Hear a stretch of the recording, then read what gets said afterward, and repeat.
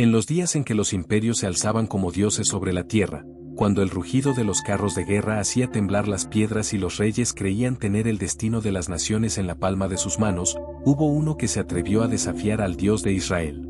Su nombre resonaba como un trueno en el oriente: Sennacherib, rey de Asiria, señor de ejércitos incontables, destructor de ciudades, opresor de pueblos, y enemigo declarado de Jerusalén. Sennacherib no era un rey cualquiera. Era el hijo de una dinastía construida sobre sangre y fuego. Había heredado un imperio que se extendía desde el Golfo Pérsico hasta las puertas de Egipto. En su marcha triunfal, arrasó ciudades fortificadas, exilió naciones enteras y exhibió los cráneos de sus enemigos en las murallas conquistadas. Para él, Jerusalén no era más que un punto más en el mapa, un objetivo menor en su campaña. Pero en su soberbia, cometió un error fatal: menospreció al Dios de los hebreos. Cuando sus generales sitiaron la ciudad santa, no lo hicieron en silencio. Se mofaron de los muros, ridiculizaron a los centinelas, y enviaron a un emisario que hablaba la lengua del pueblo, para asegurarse de que el miedo penetrara hasta los hogares más humildes. ¿Quién es ese Dios que los librará de mi mano?, preguntó con desprecio. El eco de su arrogancia se alzó sobre las murallas como una blasfemia que perforó el cielo. Antes de continuar con esta historia impactante, no olvides suscribirte al canal, dejar tu like y compartir este contenido con quienes valoran las historias ocultas de la Biblia. Cada acto tiene consecuencias, y lo que viene a continuación te dejará sin aliento. Porque en las alturas, donde los ejércitos invisibles esperan la orden divina, algo se estaba gestando. Una respuesta no verbal, sin trompetas ni caballos. No un ejército de milicias celestiales, sino un solo mensajero de juicio, envuelto en el velo de la noche. En la calma de la oscuridad, mientras los soldados asirios dormían confiados en su victoria, Dios liberaba al destructor. Y cuando el sol se alzó sobre el campamento enemigo, no hubo gritos de guerra, sino silencio. Un silencio tan profundo, tan sobrenatural, que estremecía los huesos. 185.000 hombres no despertaron. No por espada humana, no por veneno, no por batalla, sino por la presencia de algo que no pertenece a este mundo. En aquel tiempo, Asiria no era solo una nación, era un monstruo envuelto en hierro, fuego y arrogancia. Su sombra se extendía por toda Mesopotamia, devorando reinos con una rapidez aterradora. Y al frente de esa máquina de guerra se encontraba un hombre cuyo nombre aún infunde temor en los relatos antiguos: Sennacherib. Hijo de Sargón II, criado entre los susurros de la estrategia militar y los rituales de dioses paganos sedientos de sangre, Sennacherib se forjó como el azote de naciones. Su mirada no contemplaba fronteras, sino blancos a conquistar.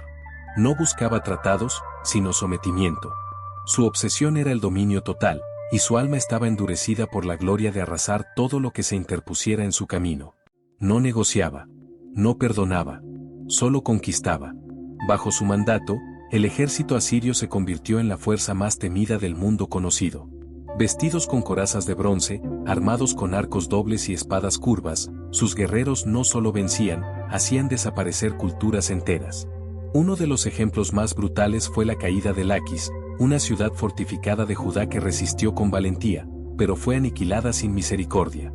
Las crónicas de Sennacherib la describen como un trofeo más en su vitrina de ruinas. No hubo piedad para mujeres ni niños. Las murallas fueron derribadas, los habitantes, pasados a cuchillo, y sus líderes, empalados como advertencia.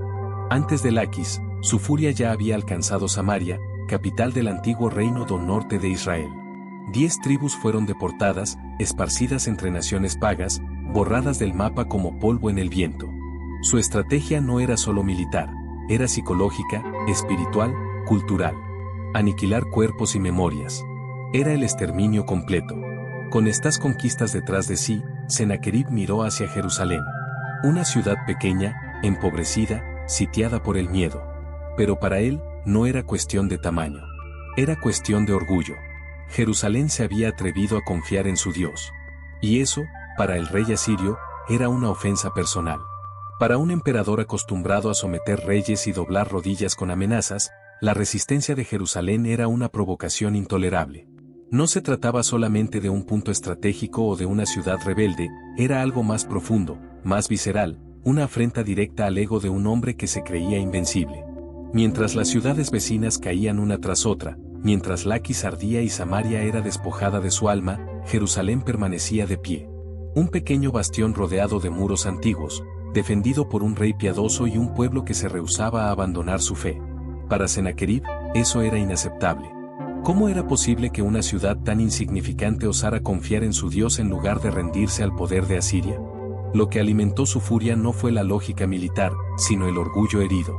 Porque el rey Ezequías, descendiente de David, había desafiado el protocolo de rendición, negándose a pagar tributo, rechazando someterse, destruyendo incluso los altares paganos que los reyes anteriores habían tolerado.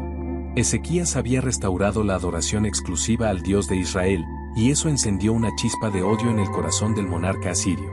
Sennacherib no solo quería conquistar Jerusalén, quería profanar su templo, humillar a su Dios, pisotear su santuario. Quería que los hebreos lo vieran entrar por la puerta principal con su estandarte, llevando a sus sacerdotes encadenados, silenciando sus cantos con el eco de la derrota. Era más que conquista. Era venganza espiritual. Así ordenó a su comandante de confianza, el Rabsaqué, que llevara su mensaje no en secreto, sino en voz alta, en hebreo, delante de todo el pueblo reunido sobre los muros. No era solo una amenaza, era una declaración de guerra contra el cielo. ¿Qué confianza es esta que tú tienes? ¿Crees que tu Dios te librará de mi mano? Mira a las naciones que han caído. ¿Dónde están sus dioses ahora? No te engañes, Jerusalén. Ningún dios ha detenido mi espada, y el tuyo no será la excepción. El Rabsaqué habló con arrogancia, pero su voz temblaba con una fuerza que no venía de sí mismo. Era el eco de un imperio que creía ser eterno. No sabían que estaban sembrando su propia destrucción. La tierra temblaba bajo las pisadas de los guerreros. No eran 1000, ni 10.000. Eran cientos de miles, una horda organizada, brutal, disciplinada, que avanzaba como una plaga devoradora. El sol no llegaba a tocar el suelo por completo, porque las sombras de los estandartes asirios lo cubrían todo a su paso. Y allí, en la cúspide de su arrogancia, marchaba el rey Sennacherib, confiado, con la mirada fija en el último objetivo de su campaña, Jerusalén. Su ejército no era una fuerza improvisada.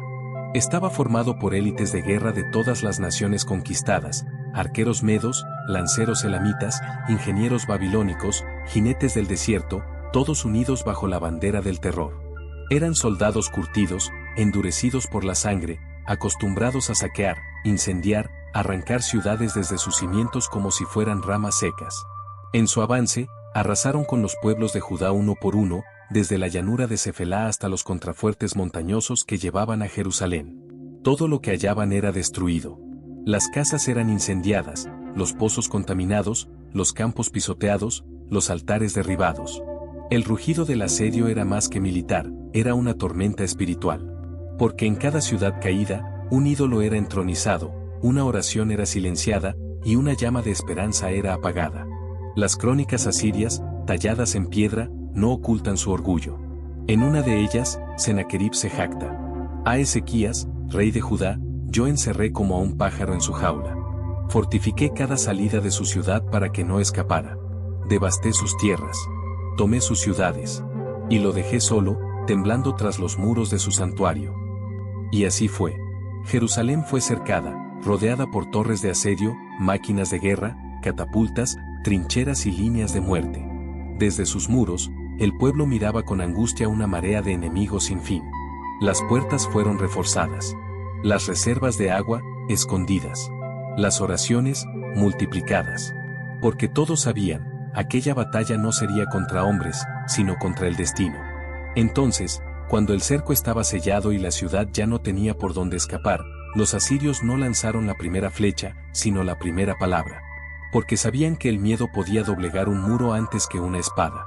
Desde las puertas del campamento, se adelantó un hombre alto, de voz firme y rostro endurecido por la guerra. No era un general cualquiera. Era el Rabsaqué, oficial de alto rango, diplomático cruel y experto en destruir voluntades antes que cuerpos. Se paró frente a los muros de Jerusalén, y alzó la voz, en hebreo, para que todos, ricos, pobres, ancianos y niños, entendieran cada sílaba de su burla. Escuchen las palabras del gran rey, el rey de Asiria. ¿En qué confían ustedes, que se han rebelado? ¿Acaso ese Ezequías los salvará? ¿Acaso su Dios los librará de mi mano? Miren a su alrededor, ¿dónde están los dioses de las naciones que yo destruí? ¿Acaso alguno de ellos me detuvo? Su voz se filtraba por las grietas de las casas, se colaba por las rendijas de las ventanas, como un veneno invisible que comenzaba a contaminar la esperanza. Y mientras hablaba, no mostraba rabia. Mostraba convicción. Una convicción cruel que decía, lo sagrado no existe. Solo el poder reina. No se dirigía solo al rey, sino al pueblo entero. Y cada palabra estaba medida, diseñada para destruir la fe. ¿De verdad creen que ese templo puede salvarlos? Ni sus muros, ni su altar, ni sus oraciones podrán impedir lo inevitable. Mañana beberán su propia orina y comerán su estiércol por hambre, si es que siguen resistiendo. Los soldados hebreos escuchaban sin responder. El pueblo, reunido en los muros, contenía el llanto. El rey Ezequías había dado una orden clara, no respondan palabra. Porque entendía que esa no era una guerra de gritos, sino de espíritus. Y Jerusalén solo podría vencer si no dejaba que el miedo habitara su interior. Lo que el Rabsaque no sabía es que, al hablar en la lengua del pueblo, no solo había sembrado el temor, había despertado al cielo. Cada blasfemia había sido escuchada. Cada burla anotada. Cada palabra, pesada en la balanza divina. Y el juicio ya había comenzado. Cuando las palabras del Rabsaque se apagaron, el silencio cayó sobre Jerusalén como un sudario. Nadie gritó. Nadie respondió. Solo se escuchaba el crujir de los muros y el murmullo del miedo. Y entonces, en medio de aquel asedio invisible, el rey Ezequías rasgó sus vestiduras, se cubrió de cilicio, y subió al templo del Señor. No llevó consigo escudos ni lanzas. No buscó refugio en alianzas humanas. Fue directamente al corazón de Dios, con el alma desnuda y el rostro inclinado. Allí, entre las columnas del santuario, el rey de Judá se arrodilló como un siervo, y extendió la carta de amenazas que Sennacherib había enviado. La desplegó ante el altar, y oró no con palabras adornadas, sino con verdad. Señor, Dios de Israel, que habitas entre los querubines. Tú eres el único Dios de todos los reinos de la tierra. Inclina tu oído, oh Señor, y escucha. Abre tus ojos y mira. Escucha las palabras de Sennacherib, que ha insultado al Dios viviente.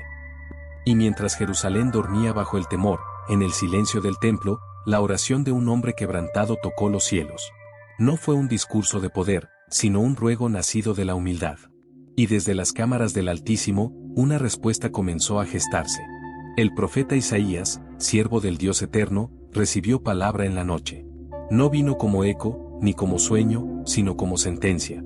Así dice el Señor respecto al rey de Asiria: no entrará en esta ciudad, ni lanzará una flecha. Por el camino por el que vino, por ese mismo regresará.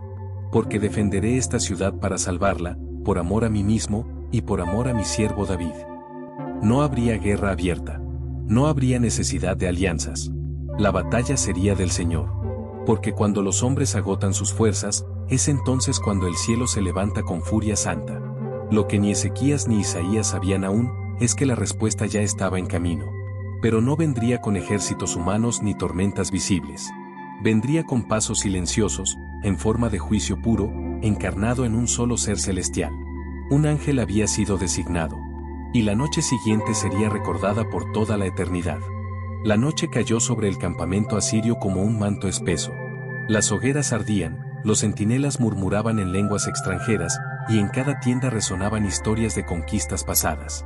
Para ellos, Jerusalén ya estaba vencida. Era cuestión de tiempo. Una ciudad cercada, sin salida, sin esperanza. El gran rey Sennacherib dormía tranquilo, confiado en que su victoria sería celebrada al amanecer. Pero esa noche no fue como las otras. Mientras los soldados soñaban con saqueos, en los cielos se abrió un portal invisible. No hubo relámpagos, ni estruendos, ni trompetas. Solo un silencio diferente, un estremecimiento que recorrió la tierra como un susurro de eternidad. Y entonces, descendió el mensajero. No tenía nombre entre los hombres. No vestía armadura, ni blandía espada de metal. Era juicio encarnado, orden pura de lo alto. En las escrituras no se menciona su rostro, ni su forma, solo su impacto. Pero en las tradiciones antiguas, algunos lo llaman el Malach Amabet, el ángel de la muerte.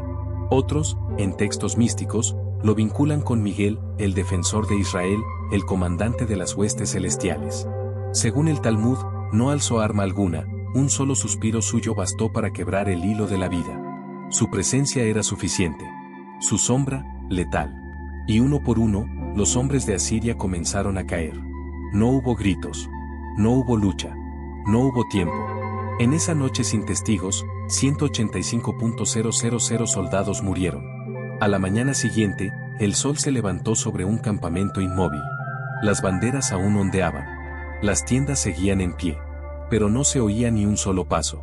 El hedor a muerte lo cubría todo. Cadáveres yacían como hojas caídas, con los ojos abiertos, las bocas congeladas en silencio. Los pocos que escaparon no entendían lo que había ocurrido. No hubo enemigos. No hubo rebelión. Solo muerte. Sennacherib, al ver la escena, huyó sin decir palabra. Su boca, que había desafiado a Dios, ahora no encontraba voz.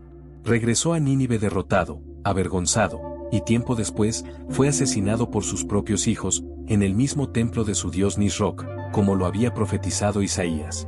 Así terminó el día en que un solo ángel luchó por una ciudad, y el cielo escribió su respuesta con el aliento del juicio. Las escrituras sagradas fueron precisas y, al mismo tiempo, enigmáticas. En 2 Reyes 19:35 y Isaías 37:36, solo se dice: Y aconteció que aquella noche salió el ángel del Señor e hirió en el campamento de los asirios a 185,000.